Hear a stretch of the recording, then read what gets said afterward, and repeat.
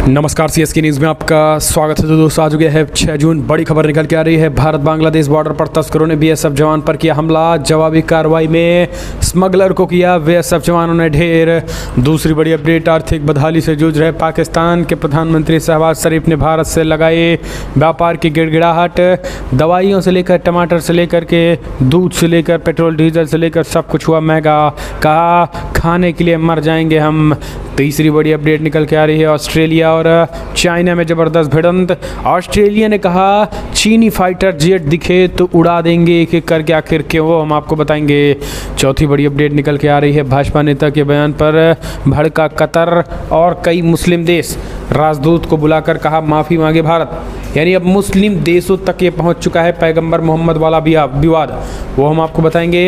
इस बीच अगली खबर निकल के आ रही है। कानपुर हिंसा के मास्टरमाइंड जफर हयात हाशमी समेत 4 आरोपियों को कोर्ट ने 14 दिनों के न्यायिक हिरासत में भेजा जेल, वो हम आपको बताएंगे। कोर्ट के डंडे के बीच सलमान खान और पिता सलीम खान को धमकी भरा चिट्ठी, वो भी हम आपको बताएंगे। एक एक करके बताएंगे। जहां प्रधानमंत्री मोदी ने कहा भारत ने पेट्रोल में 10% इथेनॉल मिश्रण का लक्ष्य किया पूरा। जल्द ही पेट्रोल और डीजल को लेकर हो सकता है बड़ा फैसला। वहीं नया ओमिक्रॉन वेरिएंट तो फैल ही रहा है, कई तरीके के आ रहे हैं वायरस, वो भी हम आपको बताएंगे। इस बीच द्विपक्षीय रिश्तों इंडिया ईरान रिलेशन को लेकर विदेश मंत्री ने किया बड़ा ऐलान। एक एक करके आपको विस्तार से बताएंगे, लेकिन उससे पहले एक छोटा सा निवेदन, अगर आपने चैनल को अभी तक सब्सक्राइब नहीं किया तो पल पल के अपडेट के लिए चैनल को सब्सक्राइब करें। और अगर आप भी मानते हैं कि प्रधानमंत्री मोदी के नेतृत्व में चाइना और पाकिस्तान को करारा जवाब मिलेगा तो इस वीडियो को लाइक करके अपना समर्थन दर्ज करें। दरअसल पहली बड़ी अपडेट निकल के आ रही है, आपको बता दें भारत बांग्लादेश बॉर्डर पर तस्करों ने बीएसएफ जवान पर किया हमला। जवाबी कार्रवाई में एक स्मगलर हुआ ढेर। दरअसल पश्चिम बंगाल के मुर्शिदाबाद में भारत और बांग्लादेश के बीच अंतर्राष्ट्रीय सीमा के पास रविवार सुबह तस्करों ने बीएसएफ की पेट्रोलियम पार्टी पर हमला बोल दिया है। समय रहते ही बीएसएफ ने जवाबी कार्रवाई करते हुए मुठभेड़ में एक कथित तस्कर को ढेर कर दिया। इंडिया टुडे की रिपोर्ट के मुताबिक ये घटना रविवार सुबह बॉर्डर आउटपोस्ट सागरपारा 141 बटालियन के इलाके में हुई है, जहाँ बीएसएफ के खुफिया विभाग से विश्वसनीय इनपुट मिलने के बाद एक गश्ती दल संदिग्ध गतिविधि के लिए पहले से सतर्क था। सुबह करीब 3 बजे जवानों ने इलाके में 10 से 15 तस्करों की आवाजाही देखी और गश्त करने वाले दल को इसकी सूचना दी। कुछ ही देर बाद तस्करों ने जवानों पर पत्थर और दाह ऐसे हमला कर दिया था। जवानों ने जवाबी कार्रवाई की तो तस्कर ढेर हो गया है। दरअसल इन दिनों बांग्लादेश और भारत के बॉर्डर के बीच लगातार इस तरीके की खबरें निकल के आ रही हैं कि यहाँ पर बड़े पैमाने पर तस्करी हो रही है और इसी को देखते हुए बॉर्डर सिक्योरिटी फोर्सेज सख्त हो चुकी हैं। एक और अपडेट, पाकिस्तान फिर से गिड़गिड़ाए। कहा भारत व्यापारिक रिश्ते शुरू करे क्योंकि पाकिस्तान में महंगाई चरम पर हो चुकी है। दोस्तों आपको बता दें, दूध दही से लेकर खाने पीने तक सब कुछ पाकिस्तान में महंगाई हो चुकी है। डीजल से लेकर पेट्रोल के भी दाम 30 रुपये कल बढ़ा दिए गए हैं। ऐसे में हालात बद से बदतर हो चुके हैं।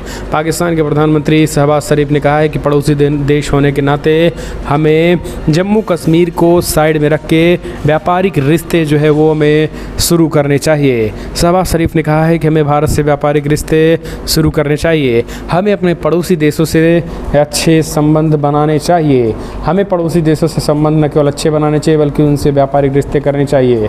हम उनका लें, वो हमारा लें, इस तरीके की नीति जो है वो बता रहे हैं। आपको बता दें, आर्टिकल 370 हटने के बाद मोदी सरकार ने पाकिस्तान के अड़ियल रवैये के बाद व्यापारिक रिश्ते पूरी तरीके से रोक लगा दी थी और यही कारण है कि अब उस रिश्ते को लेकर पाकिस्तान छटपटा रहा है। पाकिस्तान, क्योंकि आपको बता दें, जो दवाइयाँ जिस दाम पे यहाँ मिल जाती थी उसी पूरी दुनिया में कहीं नहीं मिलती है। जो टमाटर से लेकर जो सब्जियों के दाम जो यहाँ मिल जाते हैं उसे कहीं नहीं मिलेंगे और यही कारण है कि वो करारा झटका लगा और इसे रो रहा है। यही कारण है कि अब भारत से वो सस्ती दवाइयाँ मांग रहा है। आप कमेंट के माध्यम से अपने सुझाव दें। हम चलते हैं एक और अपडेट लेते हैं। दोस्तों, ऑस्ट्रेलिया ने चीन के लगाए फटकार। बड़ी खबर निकल के आ रही है, आपको बता दें, कहा पूरी तरीके से तबाह कर देंगे पूरे फाइटर जेट अगर अब की बार रोका तो। दरअसल आपको बता दें, ऑस्ट्रेलिया ने दक्षिणी चीन सागर में इंटरनेशनल एयर स्पेस की निगरानी उड़ान पर निकले उसके विमान मार्ग को बाधित करने की चीन की हरकत को लेकर उसने फटकार लगाई। ये घटना ऑस्ट्रेलिया में संघीय चुनाव के 5 दिन बाद 26 मई की है। ऑस्ट्रेलियाई सरकार ने इस बारे में अपनी चिंताओं से चीन सरकार को पूरी तरीके से अवगत कराया और एक तरीके से चेतावनी दी है। दरअसल नए नवेले पीएम आए हैं और उन्होंने नई सरकार है ऑस्ट्रेलिया में, नई सरकार ने अपने एरिया को कवर करने के साथ साथ अपने रक्षा मंत्रालय को मजबूत करने की तैयारी कर रहा है और चाइना से दो हाथ की तैयारी कर रहा है। यही कारण है कि अपने एयर स्पेस में ये देख रहा था कि कहीं ना कहीं चाइना कोई अतिक्रमण तो नहीं कर रहा है, और उसी अतिक्रमण को देखने पहुंचे ऑस्ट्रेलियाई फाइटर जेट को चीनी फाइटर जेट ने रोक दिया। अब अचानक इस तरीके से बीच में रोके जाने से ऑस्ट्रेलिया के फाइटर जेट और सैनिकों में गुस्सा हो गया था, जिसके बाद उनको वापस आना पड़ा। हालांकि आपको बता दें वो ऑस्ट्रेलिया का ही एयर स्पेस था जहां पे चाइना ने ऑस्ट्रेलिया के ही फाइटर जेट को रोक दिया था। भड़के ऑस्ट्रेलिया ने चाइना को सीधी चेतावनी दे दी। उन्होंने कहा है कि अगर हमारे एयर स्पेस में किसी भी तरीके से चाइनीज फाइटर जेट दिखाई दिए तो पूरी तरीके से तबाह कर देंगे। दरअसल आपको बता दें ड्रैगन ने अपने J-16 से उन्होंने ऑस्ट्रेलियाई फाइटर जेट को रोकने की कोशिश की थी। तो चाइना की दादागिरी देखिए, यानी ऑस्ट्रेलियाई वेस में भी घुस करके इस तरीके की दादागिरी चाइना लगातार कर रहा है, जिसी को देखते हुए नई सरकार ऑस्ट्रेलिया में और नई सरकार ने सीधी चेतावनी देते हुए चीन तक ये पैगाम पहुंचा दिया कि अगर इस बार किसी भी तरीके की घटना की गई तो पूरी तरीके से वो फाइटर जेट को, चीनी फाइटर जेटों को। हम चलते हैं एक और अपडेट। बड़ी खबर निकल के आ रही है। भाजपा नेता के बयान पर भड़का कतर, कहा राजदूत को बुलाकर कहा माफ़ी मांगे भारत। मुस्लिम देश भी अब भड़कने लगे हैं। जी हां, दरअसल भाजपा नेता के पैगंबर मोहम्मद को दिए गए विवादित बयान पर कतर के विदेश मंत्रालय ने भी भारत के राजदूत को बुलाकर एक निंदा प्रस्ताव सौंप दिया है। कतर की तरफ से कहा गया है कि इस बयान के लिए भारत को माफ़ी मांगनी चाहिए।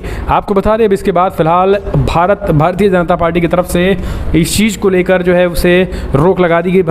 बीजेपी तरफ से नूपुर शर्मा को बीजेपी से बाहर कर दिया गया, यानी सस्पेंड कर दिया गया है। एक और बीजेपी के ही नेता को सस्पेंड कर दिया गया है। अब जिसके बाद कतर ने कहा है कि मोहम्मद पैगंबर साहब पर कमेंट करने के मामले में जो है इस कार्रवाई का हम स्वागत करते हैं। यानी अब आप समझिए, अगर शिवलिंग पर कोई बोले, भगवान श्री राम पर कोई बोले, हनुमान जी पर कोई बोले, चाहे गाली दे उनको, तब मुस्लिम देश शांत रहते हैं। लेकिन अगर इन दंगाइयों के खिलाफ अगर कोई बोल दे तो फिर ये मोहम्मद पैगंबर साहब की शान में गुस्ताखी बता देंगे और पूरे मुस्लिम देश जो है भारत पे टूट पड़ेंगे कि आखिर ये कैसे बोल दिया। हालांकि आपको बता दें बीजेपी ने कार्रवाई करते हुए फिलहाल के लिए भी सस्पेंड कर दिया है नूपुर शर्मा को। लेकिन आप इस कार्रवाई को कैसे देखते हैं, कमेंट के माध्यम से अपने सुझाव दें। हम चलते हैं एक और अपडेट। सलमान खान और उनके पिता सलीम खान को धमकी भरी चिट्ठी, पुलिस ने केस दर्ज कर शुरू की जाँच। बॉलीवुड एक्टर सलमान खान और उनके पिता सलीम खान को धमकी भरा पत्र मिला है। लेटर पे आधार पर मुंबई पुलिस ने केस दर्ज कर जांच शुरू कर दी है। दरअसल मुंबई पुलिस की ओर से रविवार को ये जानकारी दी गई है कि इस मामले में बांद्रा पुलिस ने केस दर्ज कर जांच भी शुरू कर दी है। पंजाबी सिंगर सिद्धू मूसेवाला की हत्या के बाद सलमान खान की सुरक्षा बढ़ा दी गई है। रविवार को उस समय पुलिस के हाथ पांव फूल गए जब सलमान खान और उनके पिता सलीम खान को धमकी भरी चिट्ठी मिली। आनंद फानन पुलिस ने चिट्ठी के आधार पर केस दर्ज कर जांच शुरू कर दी है। हम चलते हैं एक और अपडेट लेते हैं दोस्तों। अगली खबर, प्रधानमंत्री मोदी ने कहा भारत ने पेट्रोल में 10% इथेनॉल मिश्रण का पूरा किया लक्ष्य। कहा रिड्यूस, रीयूज और रिसाइकल हमारे जीवन की अवधारणा है। विश्व पर्यावरण दिवस के अवसर पर वीडियो कॉन्फ्रेंसिंग के जरिए वैश्विक पहल लाइफ मूवमेंट के शुभारंभ में प्रधानमंत्री मोदी शामिल हुए। इसके साथ ही कार्यालय में मेलिंडा गेट्स फाउंडेशन के अध्यक्ष बिल गेट्स ने भी हिस्सा लिया।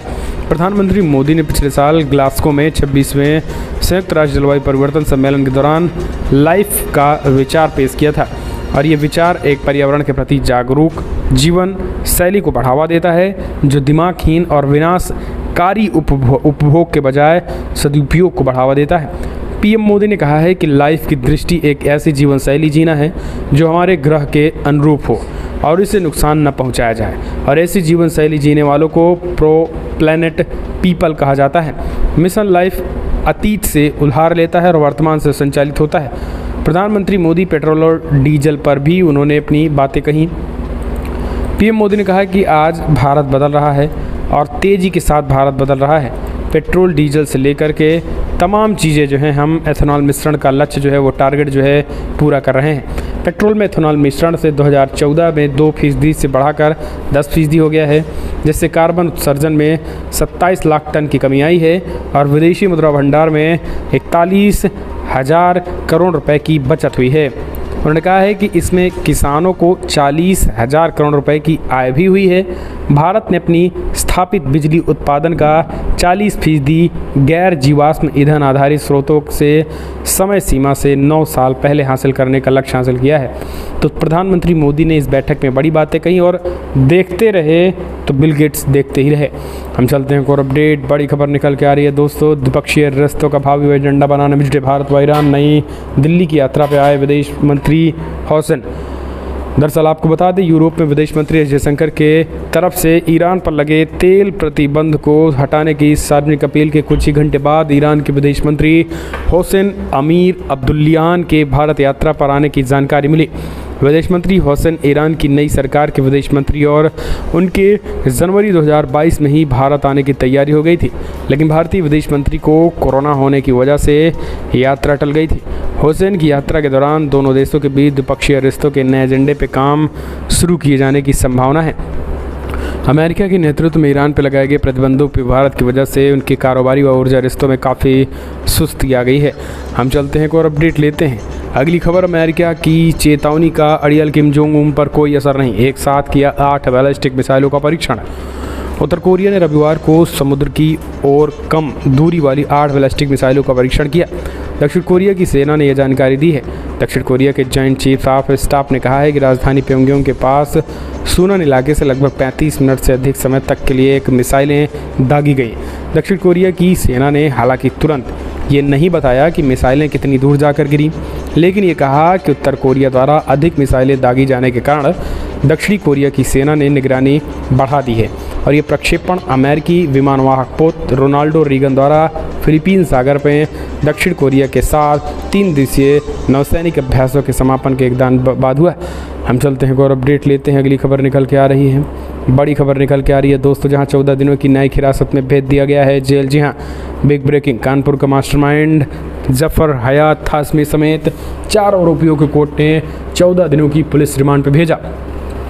उत्तर प्रदेश में कानपुर हिंसा के मास्टरमाइंड मौलाना मोहम्मद अली जौहर फैंस एसोसिएशन के प्रमुख जफर हयात हाशमी समेत 4 आरोपियों को कानपुर कोर्ट ने 14 दिनों की न्यायिक हिरासत भेज दिया है। इससे पहले हाशमी को कोर्ट ले जाते वक्त पुलिस और आरपीएफ ने कोर्ट की छावनी में तब्दील कर दिया था। जाजमाओं में मनाही के बावजूद जुलूस से मोहम्मदी निकालने के मामले में जफर पर कई मुकदमे दर्ज कराए गए थे। हयात जाफरी हाशमी को कानपुर हिंसा का मास्टरमाइंड बताया जा रहा है। मौलाना मोहम्मद अली जौहर फैंस एसोसिएशन हाशमी की ओर से गठित एक स्थानीय सामाजिक समूह है। हाशमी को 3 अन्य लोगों के साथ लखनऊ के हजरतगंज इलाके से गिरफ्तार किया गया था। इसके बाद पुलिस ने इसे कोर्ट में पेश कर 14 दिनों की न्यायिक हिरासत की मांग की थी। सभी आरोपियों को अब 14 दिनों की न्यायिक हिरासत में भेज दिया गया है। आपको बता दें 500 लोगों के खिलाफ मामले दर्ज हैं और अब तक 24 गिरफ्तारी हुई है। तो ताबड़तोड़ एक्शन लगातार जारी है। हम चलते हैं और अपडेट लेते हैं। अगली खबर निकल के आ रही है दोस्तों, जहां PFI बांग्लादेशी आतंकी समूह के बीच साठगांठ का पर्दाफाश हुआ, ये हमने आपको बताया। इस बीच एक और अपडेट निकल के आ रही है, बरेली में कानपुर जैसे हालात, धारा 144 बाटला हाउस के आतंकियों को शहीद बताने वाला मौलाना करने वाला है विरोध प्रदर्शन। दरअसल इस्लाम के पैगंबर मोहम्मद के कथित अपमान को लेकर कानपुर में की गई हिंसा की आग को अन्य जगहों पर भी फैलाने की साजिश की जा रही है। बरेली के मौलाना और कांग्रेस नेता तौकीर रजा ने कानपुर की तर्ज पर हो रहे बरेली में 10 जून को प्रदर्शन का आह्वान किया। इसको देखते हुए शहर में धारा 144 लागू कर दी गई है। इतना ही नहीं, आपको बता दें ताबड़तोड़ एक्शन अब लगातार जारी है। यूपी पुलिस बरेली पुलिस ने धारा 144 लगाते हुए मौलाना तौकीर रजा के खिलाफ कड़ा एक्शन लेते हुए इसे घरों में ठोंस दिया। कहा अगर ये बाहर निकला तो यूपी पुलिस उसे लठ बजाएगी, क्योंकि इस तरीके के अराजक तत्व अगर 4 से 5 दिखे तो उन पे लाठियां भाजी जाएंगी, उनके खिलाफ कड़े एक्शन लिए जाएंगे, किसी भी कीमत पर बर्दाश्त नहीं किया जाएगा। हम चलते हैं और अपडेट। अखिल भारतीय ज्ञानवापी मुक्ति महापरिषद का दावा, ज्ञानवापी परिसर में करेंगे हनुमान चालीसा का पाठ। अखिल भारतीय ज्ञानवापी मुक्ति महापरिषद के तत्वाधान में 6 जून सोमवार को सुबह 8 बजे श्री काशी विश्वनाथ मंदिर के प्रांगण में ज्ञानवापी स्थित हनुमान जी का दर्शन पूजन व सामाजिक हनुमान चालीसा व बजरंग बाण का पाठ आयोजित किया जाएगा। संगठन ने कहा है कि कार्यकर्ता हनुमान जी का दर्शन पूजन करके उसे ज्ञानवापी की मुक्ति की प्रार्थना करेंगे। इसी संगठन के मुख्य पदाधिकारी की याचिका पर वाराणसी कोर्ट में सुनवाई भी होगी। आपको बता दें अखिल भारतीय ज्ञानवापी मुक्ति महापरिषद ने पूजा की मांग को लेकर याचिका लगाई और संगठन ने याचिका में कहा है कि हमारी छोटी सी मांग है कि हमारे आराधक को दिन में एक बार पूजा करने दिया जाए। तो ये दोस्तों शिवलिंग को पूजने के लिए और हनुमान चालीसा की बात करने के लिए एक तरीके से बड़े पैमाने पे याचिका लगाई जा रही हैं। एक और अपडेट लेते हैं, बड़ी खबर। अब अलीगढ़ हिंदू महासभा ने कानपुर हिंसा को लेकर राष्ट्रपति के नाम खून से लिखा पत्र, जुमे की नमाज पे प्रतिबंध लगाने की मांग। कहा जुमे की नमाज पे प्रतिबंध लगेगा तो फिर इस तरीके की हरकतें नहीं होंगी। यूपी के अलीगढ़ जिले में हिंदू महासभा के मुख्यालय पे आज़ाद भवन पे कार्यकर्ताओं ने खून से राष्ट्रपति को पत्र लिखा, जिनमें लिखा है कि जुमे की नमाज पे प्रतिबंध लगाने की मांग की गई। इस दौरान हिंदू महासभा के राष्ट्रीय सचिव डॉक्टर पूजा सगुन पांडे, पूर्व महामंडलेश्वर अन्नपूर्णा भारती और राष्ट्रीय प्रवक्ता अशोक पांडे मौजूद रहे। इस दौरान दीवारों पर विवादित स्लोगन, सर्विसेज इंडिया में DTH की नहीं पड़ेगी जरूरत, 5G मोबाइल से सिम लगाकर देख सकेंगे सारे चैनल। दरअसल 5G की तैयारी में चाइना से भी इस समय भारत आगे निकल रहा है। आगामी सितंबर में भारत 5G की सेवा शुरू होने जा रही है। मोदी सरकार ने चाइना को बड़ा झटका दिया है और इसके बाद ब्रॉडकास्टिंग की पूरी दुनिया बदल सकती है। देश के टेक्नोक्रेट्स ने direct to mobile broadcasting services का सफल परीक्षण कर लिया गया है। D2M के लॉन्च होने के बाद देश का हर व्यक्ति टेलीविजन पर प्रसारित होने वाले सारे कार्यक्रम अपने मोबाइल पर देख सकेगा। D2M के लॉन्च होने के बाद उपभोक्ता के पास टेलीविजन देखने को 2 विकल्प होंगे। इनमें ब्रॉडबैंड नेटवर्क और ब्रॉडकास्ट नेटवर्क शामिल होंगे। D2M ब्रॉडकास्ट नेटवर्क है। सरकारी आंकड़ों के मुताबिक अभी देश के 21 करोड़ घरों में टेलीविजन है और इनमें 11 करोड़ घरों में केवल कनेक्शन है। इसके विपरीत देश में 1.5 अरब लोगों के पास मोबाइल फ़ोन्स हैं और इनमें से 75 करोड़ से अधिक के पास स्मार्टफोन हैं। और D2M शुरू होने के बाद स्मार्टफोन वाला हर व्यक्ति केबल टीवी पर प्रसारित होने वाले सारे कार्यक्रम अच्छी गुणवत्ता के साथ देख सकेगा। तो दोस्तों हम कह सकते हैं एक तरीके से 5G का जो नेटवर्क चल रहा है वो कहीं ना कहीं एक तरीके से भारत को कहीं आगे तरक्की की तरफ ले जाएगा और चाइना से भी आगे निकल रहा है। तो ये है मोदी सरकार। याद करिए 2014 में जब आप 2G में जी रहे थे, आपकी मोबाइल बफरिंग में थी, लेकिन आज 2G से 5G की तरफ भारत बढ़ चुका है। हम चलते हैं एक और अपडेट। पाकिस्तान में फिर से फंसे प्रधानमंत्री शहबाज और बेटे हमजा। इमरान की पार्टी के कार्यकर्ताओं को किया था टॉर्चर, अब दर्ज हुआ मुकदमा। जी हाँ, पाकिस्तान के प्रधानमंत्री शहबाज शरीफ और उनके बेटे पंजाब के मुख्यमंत्री हमजा शहबाज, गृह मंत्री राणा सनाउल्लाह और अन्य पुलिस अधिकारियों के खिलाफ केस दर्ज कर लिया गया है।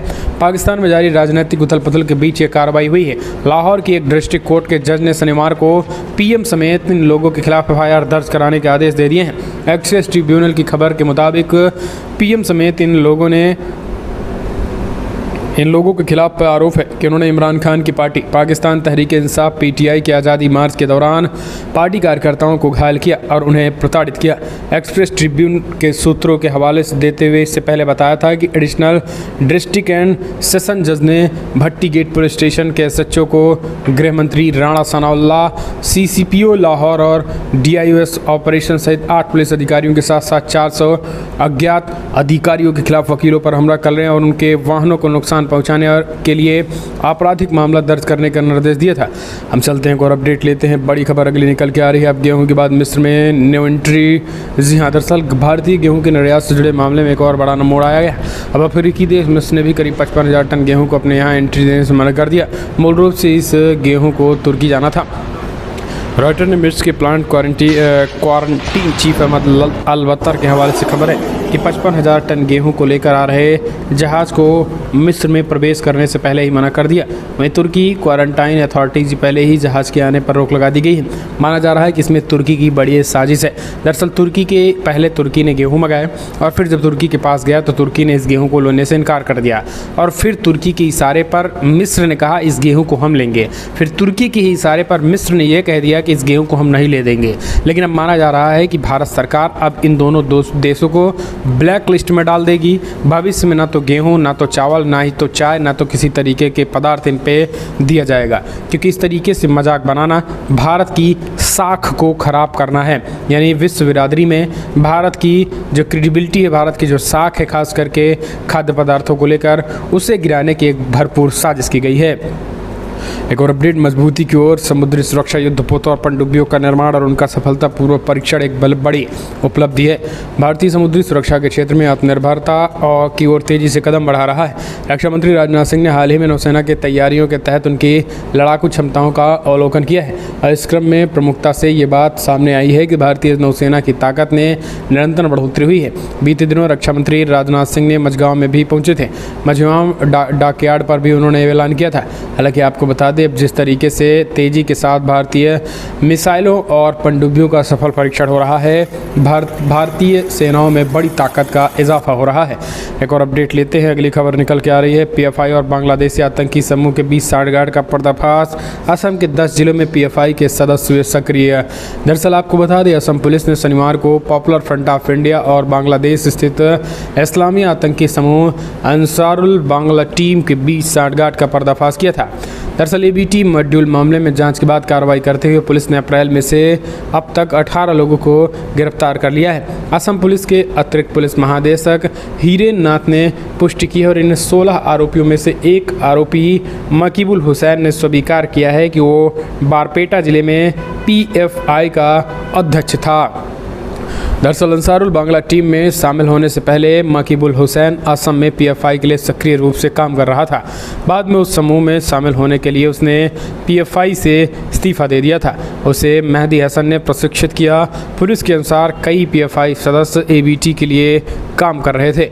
हम चलते हैं और अपडेट। पाकिस्तान में इमरान खान की हत्या की अफवाह, हाई अलर्ट पे सुरक्षा एजेंसी। इस्लामाबाद में धारा 144 लागू। पाकिस्तान के पूर्व प्रधानमंत्री इमरान खान की हत्या की साजिश रचे जाने की अफवाह उड़ी हैं। मामले में इस्लामाबाद के पुलिस विभाग ने शनिवार की रात बताया है कि सुरक्षा एजेंसियों को शहर के बानी गला इलाके में आसपास हुए हाई अलर्ट पर रखा गया है। इस्लामाबाद सुरक्षा पुलिस के प्रवक्ता ने बताया कि इस्लामाबाद से पहले ही धारा 144 लागू कर दी गई है। भीड़ की इकट्ठा होने पर प्रतिबंध लगा दिया गया है। इस मामले में इस्लामाबाद पुलिस की तरफ से ट्वीट भी किया है। आपको बता दें, इससे पहले खुद इमरान खान अपनी हत्या की आशंका जता चुके हैं। इस्लामाबाद पुलिस ने एक ट्वीट में कहा है कि पाकिस्तान तहरीक इंसाफ पार्टी यानी पीटीआई के अध्यक्ष इमरान खान के बानी गाला में आने से मद्देनजर इलाके में सुरक्षा बढ़ा दी गई है और एजेंसियां हाई अलर्ट पर आ गई हैं। एक रिहायशी इलाके आलिया की अभी तक इस्लामाबाद पुलिस को इमरान खान की टीम के यहाँ लौटने से जुड़ी पुष्टि खबर नहीं मिली है। सुरक्षा प्रभाग ने बानी गाला में सुरक्षा बलों की तैनाती की है। हम चलते हैं और अपडेट लेते हैं, अगली खबर निकल के आ रही है। दोस्तों, आज मुख्यमंत्री योगी आदित्यनाथ का जन्मदिन घासी में गंगा किनारे बुलडोजर के साथ विशेषार्थी प्रधानमंत्री मोदी ने बताया यूनिक। दरअसल आपको बता दें, मुख्यमंत्री योगी आदित्यनाथ के 50वें जन्मदिन का पूर्व संध्या पर काशी में अलग ही उत्साह देखा गया। शनिवार की शाम वाराणसी के 80 घाट किनारे विशेष आरती आज की गई है। आपको बता दें, इस दौरान न सिर्फ सीएम योगी आदित्यनाथ की रंगोली उकेरी गई बल्कि उनके कटआउट के साथ लोगों ने सेल्फी भी ली। गंगा आरती के दौरान गंगा घाट पर बुलडोजर को भी शामिल किया गया। बताते चले, सीएम योगी आदित्यनाथ यूपी में बुलडोजर बाबा के नाम से भी जाने जाते हैं। सीएम योगी आदित्यनाथ की 50वें जन्मदिन की पूर्व संध्या पर हिंदू युवा वाहिनी और माँ गंगा सेवा समिति ने गंगा आरती का विशेष आयोजन जो है वो किया था और बुलडोजर के साथ दिखा। प्रधानमंत्री नरेंद्र मोदी ने भी डायनेमिक लीडर बताया, डायनेमिक सीएम बताया। हम चलते हैं और अपडेट लेते हैं। कानपुर हिंसा, पुलिस का एक्शन प्लान तैयार। बड़ी खबर निकल के आ रही है। ताबड़तोड़ गैंगस्टर के साथ रहने से लगेगा चलेगा बुलडोजर। दरअसल आपको बता दें, बाबा का बुलडोजर पूरी तरीके से तैयार है और अब उन जिहादियों पे चलने वाला है जिन्होंने हिंसा और दंगा भड़काने की कोशिश की है। और इसी को देखते हुए आपको बता दें, अब दंगाइयों के खिलाफ कड़े और बड़े एक्शन की तैयारी में मोदी सरकार दिखाई दे रही है। योगी आदित्यनाथ की पुलिस अब पूरी तरीके से तत्पर है। आज चप्पे चप्पे पर पुलिस फोर्स तैनात कर दिए गए हैं। इतना ही नहीं, आपको बता दें दोस्तों, आने वाले समय में उन जिहादियों को धरपकड़ लगातार जारी है जिन्होंने हिंसा का तांडव किया था। मुख्य एक्यूज गिरफ्तार हो गया है। 14 दिनों की रिमांड जो है मांगी गई है। ये बड़ी खबर निकल के आ रही है। हम चलते हैं और अपडेट लेते हैं। कानपुर हिंसा के बीच बीजेपी ने नुपुर शर्मा के मामले में कहा, सभी को सम्मान करना चाहिए, अब हर धर्म का सम्मान। दरअसल आपको बता दें, हर धर्म का सम्मान सभी को करना चाहिए। ये चीज़ें जो है वो बीजेपी की तरफ से कही गई है। नुपुर शर्मा पर हुए इस तरीके के बयान के बाद जो है ये चीज़ें निकल के आई हुई हैं। तो दोस्तों, फिलहाल फटाफट ब्रेकिंग न्यूज़ में इतना ही। लेकिन अगर आपको वीडियो पसंद आए तो लाइक करें, शेयर करें। और पीएफआई का जिस तरीके से हाथ है और 5 लोगों की कानपुर में गिरफ्तारी, मेन एक्यूज़ की अब तक 30 की गिरफ्तारी हो चुकी है। ताबड़तोड़ एक्शन जारी है। अगर आप भी मानते हैं कि सीएम योगी आदित्यनाथ एक्शन लेंगे तो